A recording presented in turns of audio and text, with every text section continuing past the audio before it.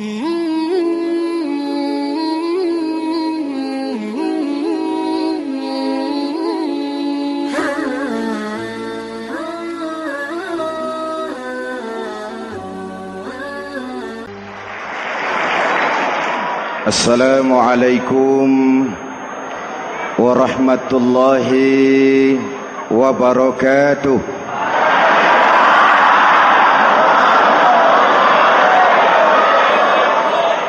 Alhamdulillahi rabbil alamin. Wassalatu wassalamu ala asyrafil mursalin Sayyidina wa maulana Muhammadin wa ala alihi wa sahbihi ajmain, amma ba'du. Para ulama yang saya muliakan, hadirin hadirat ma'asyiral muslimin yang saya cintai, banyak kita alami perubahan-perubahan yang terjadi,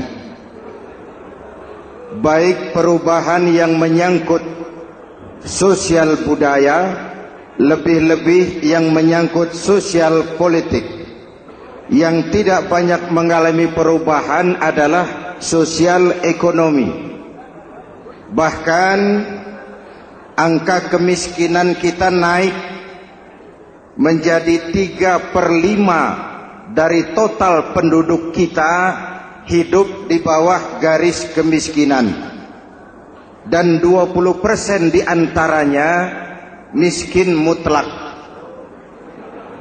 Perubahan-perubahan yang terjadi menyadarkan kita kepada kebenaran Al-Quran ketika Allah menyatakan wa tilkal ayyamu nudawiluha bainan nas.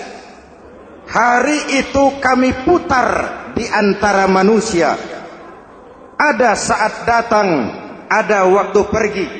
Ada hari lahir, ada saat kembali, ada waktu dilantik, ada saat menyerahkan jabatan. Hari kami putar di antara manusia dan hidup cuma sekadar menunggu giliran. Soalnya kemudian di tengah perubahan-perubahan yang terjadi begitu cepat, what must we do now?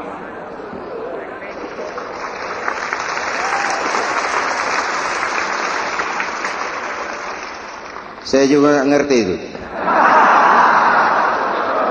Yang penting kan penampilan.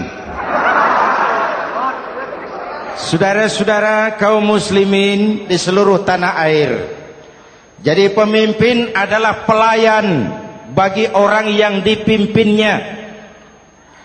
Okelah, perbaikan ekonomi, pembukaan lapangan kerja baru kita serahkan kepada pemerintah, karena kita percaya mereka orang-orang terpilih belaka yang dipilih dengan kepercayaan akan mampu membawa rakyat keluar dari kesulitan. Amin. Tugas kita sekarang di zaman susah meluruskan akidah. Jangan sampai mbah dukun yang naik ke permukaan. Betul? Islam misinya yang pertama membebaskan manusia dari kemusyrikan. 13 tahun Rasul berjuang di Mekah, menanamkan akidah, meluruskan keyakinan, membentuk iman. 13 tahun membebaskan manusia dari belenggu kemusyrikan. 13 tahun menanamkan la ilaha illallah Muhammadur Rasul dengan seluruh konsekuensinya. Kalau saya yakin tidak ada Tuhan selain Allah, saya tidak akan minta tolong kecuali hanya kepada Allah. Saya tidak akan pernah takut kecuali hanya kepada Allah.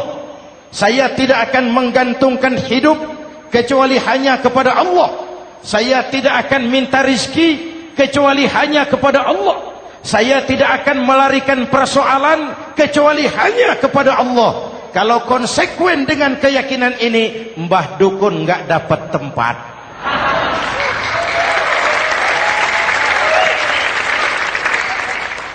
Akur? Ayo lihat secara sederhana. saya sandaran di tiang, tiangnya ambruk, sayanya jatuh. Saya sandaran di tembok, temboknya runtuh, saya juga runtuh. Saya sandaran kepada orang kaya, dia jatuh miskin, saya bangkrut. Saya sandaran kepada jenderal, dia pensiun, saya selesai. Tapi kalau saya sandaran hanya kepada Allah, Allah tidak akan pernah miskin, Allah tidak akan pernah lumpuh, Allah tidak akan pernah terpuruk, dan Allah tidak akan pernah berkurang kekuasaannya.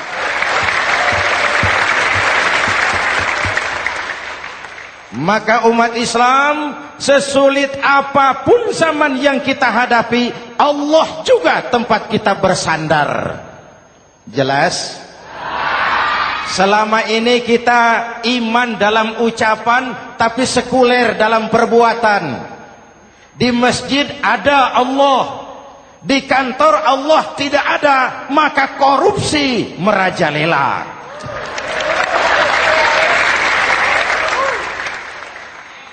Di masjid ada Allah, di pasar Allah tidak ada, maka timbangan tetap curang. Kita iman dalam ucapan, tapi sekuler dalam perbuatan. Oleh karena itu, sesulit apapun zaman yang kita hadapi, iman jugalah pegangan kita, Allah juga tempat kita bersandar. Boleh zaman berubah, akidah jangan sampai goyah. Karena iman kita hidup, untuk iman kita berjuang, dan dalam iman kita ingin kembali menghadap Allah Subhanahu. Selama ini manusia Indonesia kita lebih banyak diisi otaknya, hati sering kosong, agama dangkal, akidah rapuh, moral rendah. Memang kemudian muncul banyak orang-orang pintar, cuma sayang tidak benar. Indonesia kita bangkrut, Indonesia kita terpuruk, Indonesia kita sakit parah kalau diurus orang yang cuma pintar tapi tidak benar. Kita perlu orang-orang pintar, tapi kita lebih perlu orang benar. Jelas?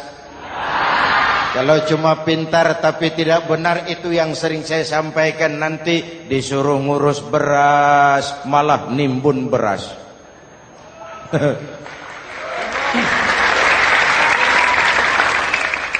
Disuruh ngurus laut malah jadi bajak laut. Disuruh ngurus hutan rame-rame jadi orang hutan. Jutaan hektar hutan Indonesia kita ini merupakan kekayaan sumber daya alam kita yang harus digunakan bagi sebesar-besar kemaslahatan rakyat. Yang disuruh ngurus hukum malah bikin hukum seperti pisau, tajam ke bawah, tumpul ke atas. Jangan heran lalu di masyarakat muncul street justice, pengadilan jalanan, sebagai refleksi dari ketidakpuasan melihat sikap hukum yang sangat berpihak. Kalau yang kecil salah, hukum cepat-cepat ditegakkan.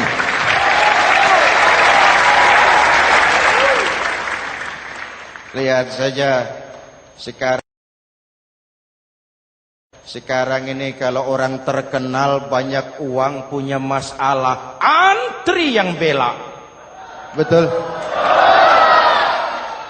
Tapi saudara lihat si Marsinah di Jawa Timur, si Sengkon dan Karta di Jawa Barat, si Udin Bernas wartawan Jogja terseok-seok mencari keadilan, sampai hari ini urusannya masih remeng-remeng.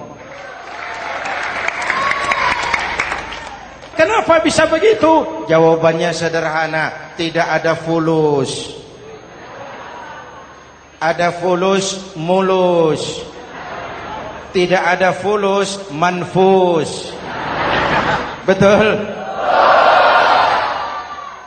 Jangan sampai para penegak hukum kita terjebak pada lagu baru, maju tak gentar, membela yang bayar.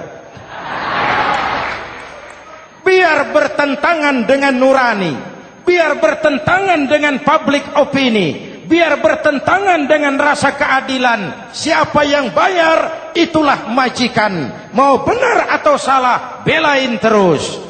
Kalau seperti inilah hukum kita, mafioso keadilan akan tetap gentayangan. Hadirin yang saya hormati, 13 tahun beliau berjuang di Mekah, meluruskan keyakinan, memantapkan akidah, meneguhkan iman. Dari situ segalanya dimulai, dan ke situ segalanya akan menuju.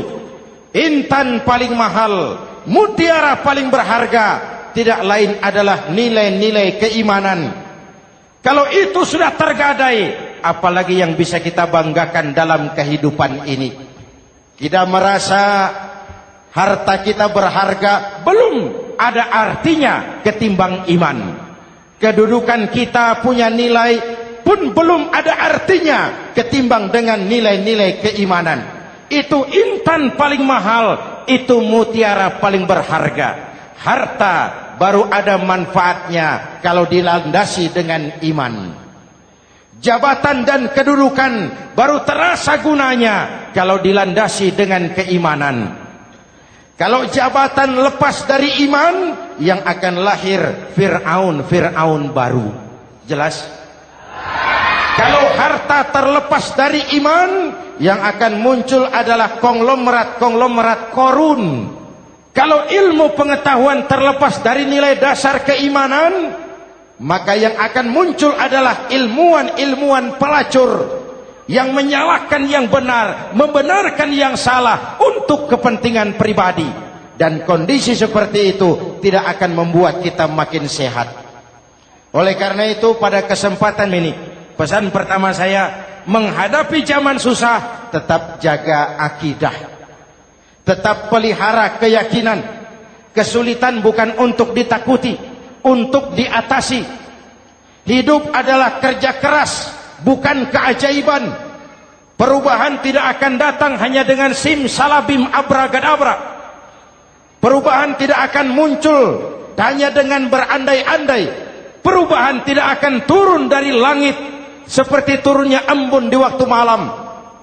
Perubahan adalah kerja keras. Sehingga Al-Quran membimbing kita, innallaha la yughayyiru ma biqaumin hatta yughayyiru ma bi anfusihim. Allah tidak akan mengubah keadaan suatu bangsa kalau mereka tidak mau mengubah apa yang ada di dalam diri mereka. Yang ada di dalam diri itu rule of thinking, state of mind, cara kita berpikir, cara kita memandang kehidupan, cara kita mengatasi persoalan. Hadirin yang saya hormati, inilah iman. Berangkat dari ini kita menyadari, ini ujian buat kita rakyat. Dan kita rakyat Indonesia ini kalau sama susah sih sudah kenyang. Ya Pak? Ya Pak? Kita ini sebagai bangsa mengalami apa yang disebut oleh Bung Karno up and down. Naik, turun, timbul, tenggelam, pasang, surut. 350 tahun dijajah oleh Belanda, kita susah. Berangkat Belanda, masuk Jepang, susah lagi. Pergi Jepang, datang nikah, susah lagi. Lalu kita merdeka, dirongrong oleh berbagai pemberontakan, susah lagi. Makan bulgur, antri minyak. Lalu PKI berontak, susah lagi. Muncul orde baru, lama-lama susah lagi.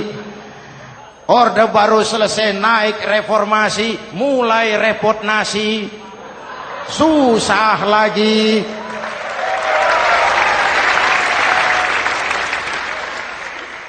Kalau susah kita ini sudah akrab, sudah intim. Mestinya kalau sudah susah seperti itu, jangan salah sikap menyikapi kesusahan. Jangan sampai kita potong kompas, ambil jalan pintas, terjebak menghalalkan segala cara. Itu tidak akan menguntungkan, itu tidak akan menyelesaikan. Kalaupun selesai, nampaknya penyelesaian sesaat, dan penyelesaian sesaat bukan penyelesaian yang sebenarnya. Karena itu tetaplah dalam koridor keimanan. Boleh zaman berubah, akidah jangan sampai goyah. Silakan